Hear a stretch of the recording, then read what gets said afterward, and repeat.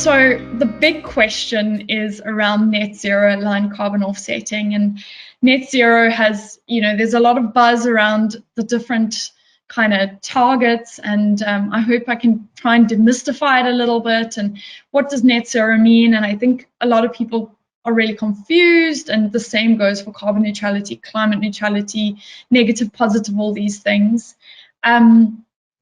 When we're looking at a climate neutral target versus a net zero target, we like to understand climate neutrality as kind of a midway point or a point on the journey towards net zero. And we need to recognize that net zero is not easy. It's not an easy ambition, and it's not easy to meet, and specifically more for those harder to abate sectors.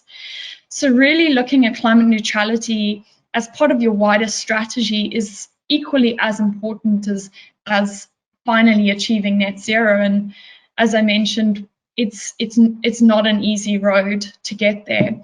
So within climate neutrality, this is something your organization can really do today. You can look at how you can decarbonize and what efficiencies you have in place now, and then any emissions that you still need to cover. You can look at supporting high quality offsets and supporting those climate action projects now.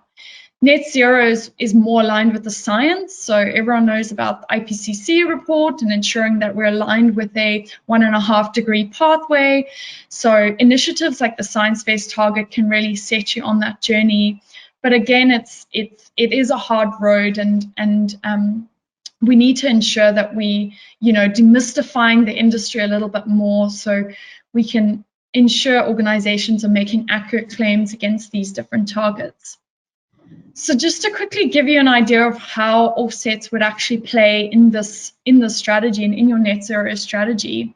So, the yellow area would represent your business as usual approach. So, these are the next kind of couple of years, your organizational footprint.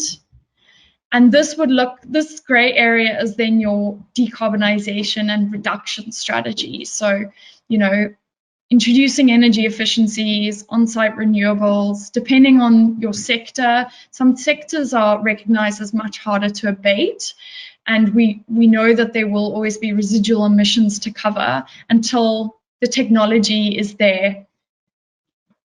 So when we're looking at climate neutrality, again, you can use offsets and start to compensate now, and then you can start to introduce. So you'd be reaching climate neutrality, and then you can start to introduce avoidance projects. So again, things like renewable energy, forest protection, you can use those types of projects to cover those residual emissions, or the emissions that you're still emitting as part of that reduction pathway.